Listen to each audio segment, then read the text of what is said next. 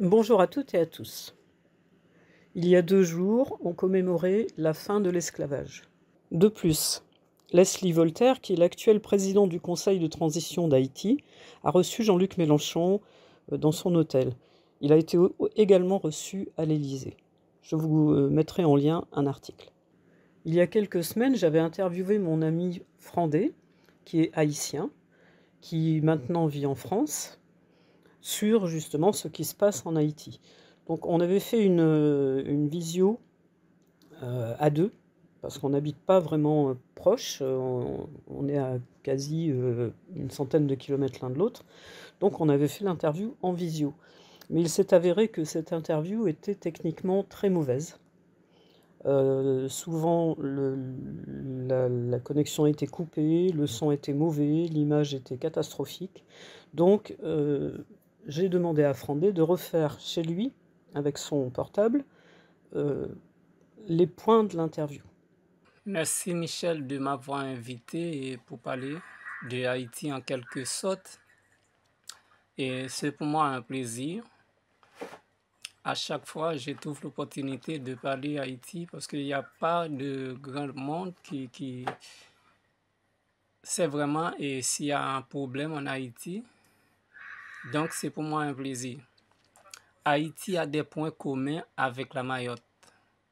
Et Haïti connaît pas mal de des catastrophes naturelles et des catastrophes artificielles, puisque Haïti connaît des troubles politiques, malheureusement. Donc, est-ce que tu peux nous préciser quelle est la situation politique actuelle en Haïti, comment ça s'y passe? Toi qui as quitté Haïti seulement en juillet dernier, donc ça fait pas très longtemps, et bien entendu, tu as toujours des contacts là-bas. Donc, est-ce que tu peux nous en dire un petit peu plus? Eh bien, Michel, la situation d'Haïti actuellement, c'est une situation très catastrophique.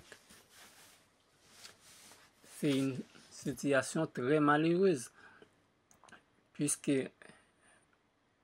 depuis l'indépendance à nos jours, on n'arrive pas vraiment à avoir des dirigeants qui sont des Haïtiens, même si on voit c'est des hommes de nationalité haïtienne, mais ils ne sont pas vraiment haïtiens.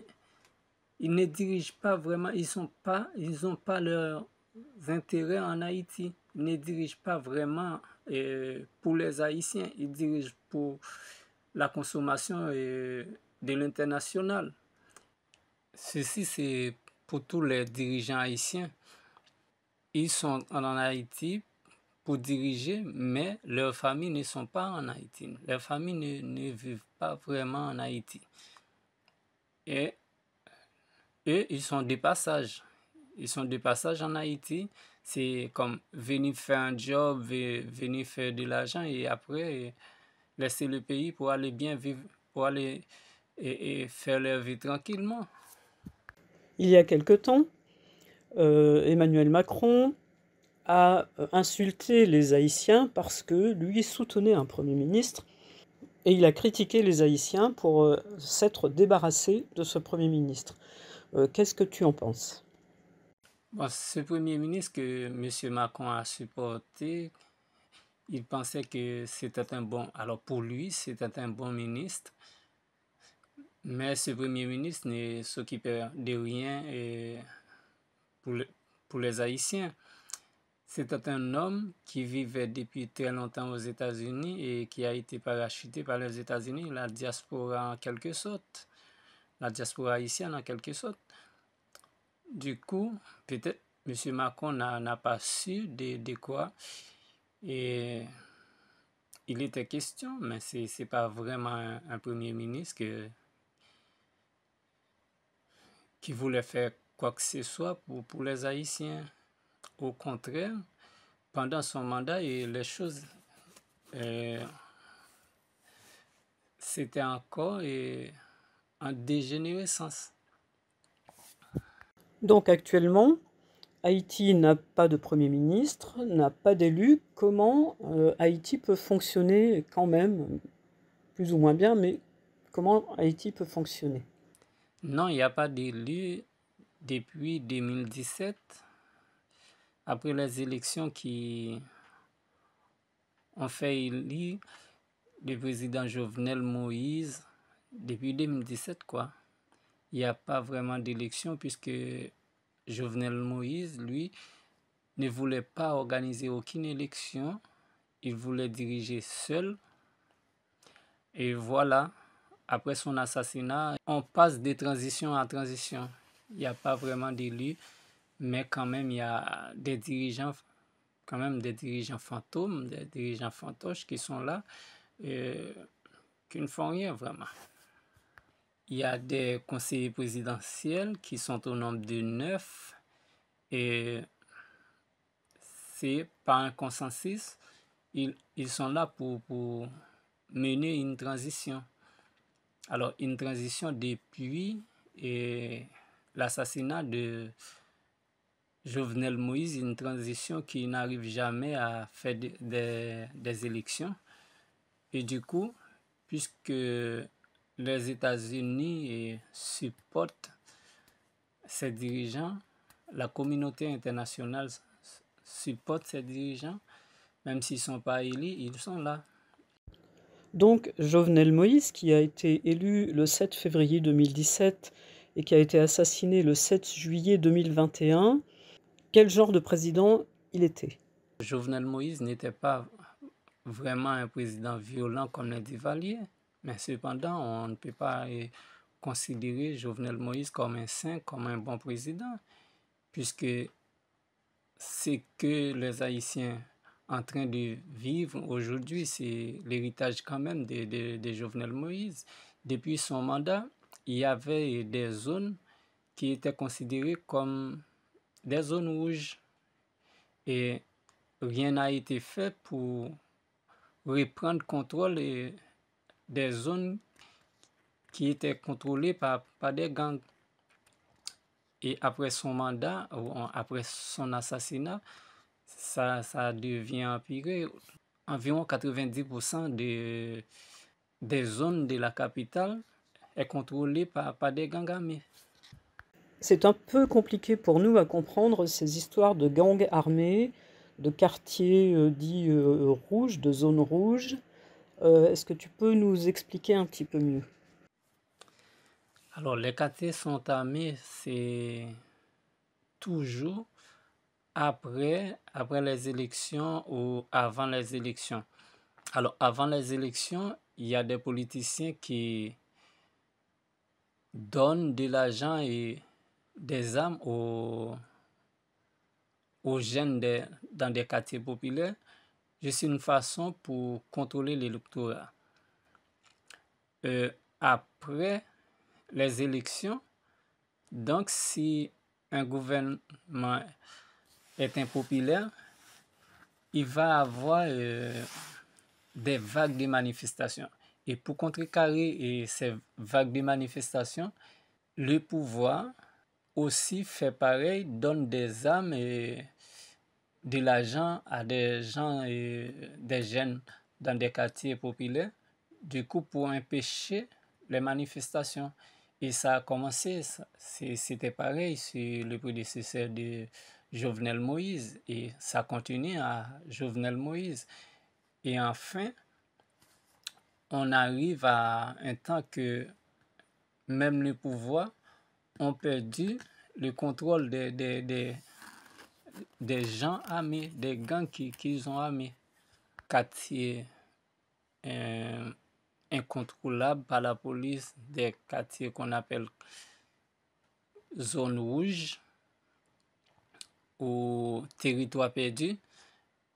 Ce sont des zones qui sont hors contrôle de la police. Et malheureusement, actuellement, on parle de environ 90% des territoires, des zones de la capitale qui sont contrôlés par des gangs. Et du coup, les gens qui habitent dans cette zone, dans ces zones-là, ils doivent soumettre aux lois des gangs.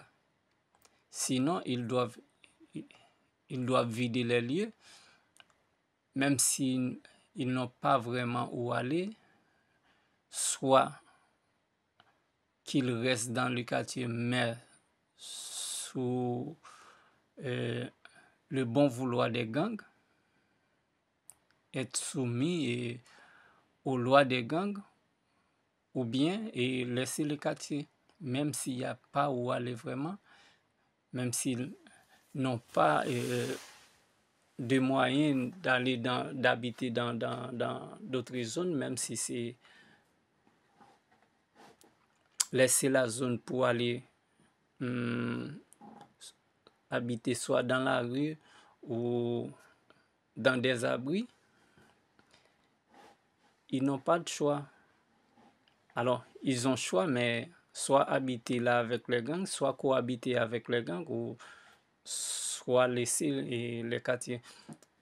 Alors, ceux qui sont dans les quartiers, ceux qui sont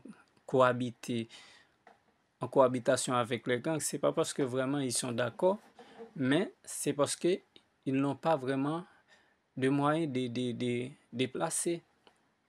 Du coup, ils sont pris en otage. Donc si l'État n'a plus de contrôle sur les gangs armés, ça veut dire que sa police n'est plus assez efficace. Est-ce qu'il y a vraiment une police en Haïti? Mais la police, il y a toujours la police, mais c'est une police politisée. C'est pas vraiment une police qui est là pour protéger et servir, mais quand même c'est une police qui se comporte comme un groupe, un bras armé d'un gouvernement quelconque. Mais cependant, il y a toujours des policiers qui sont des rebelles, qui ne veulent pas que les choses soient toujours comme ça, mais elles ne peuvent rien faire quand même. Parce que il y a tout un système, soit que tu es d'accord, tu restes, ou si tu n'es pas d'accord, tu es déjà viré. Et c'était comme ça depuis très longtemps. C'est pas tous les policiers qui sont des cons, c'est pas tous les policiers qui sont d'accord avec le mode de fonctionnement des gouvernements, mais quand même, ils peuvent rien faire, même s'ils sont contre, ils peuvent rien vraiment faire. Alors tout à l'heure, on parlait de... Revenons à Macron. Comment tu as ressenti le fait qu'il ait insulté carrément les Haïtiens? Il a traité les gens de cons. Comment tu as ressenti ça? Bien pour moi, président Macron, c'est sa façon à lui. Il est égal à lui-même. Donc, on ne peut pas lui demander de changer, son aide de changer ce qu'il est, car à chaque fois, il n'a jamais raté l'occasion de traiter les autres comme inférieurs. Il a traité les Haïtiens comme des cons et maintenant au Mayorais. Et je me souviens qu'il a dit qu'il y a des gens qui sont rien et ça fait quand même du bruit, j'ai entendu ça.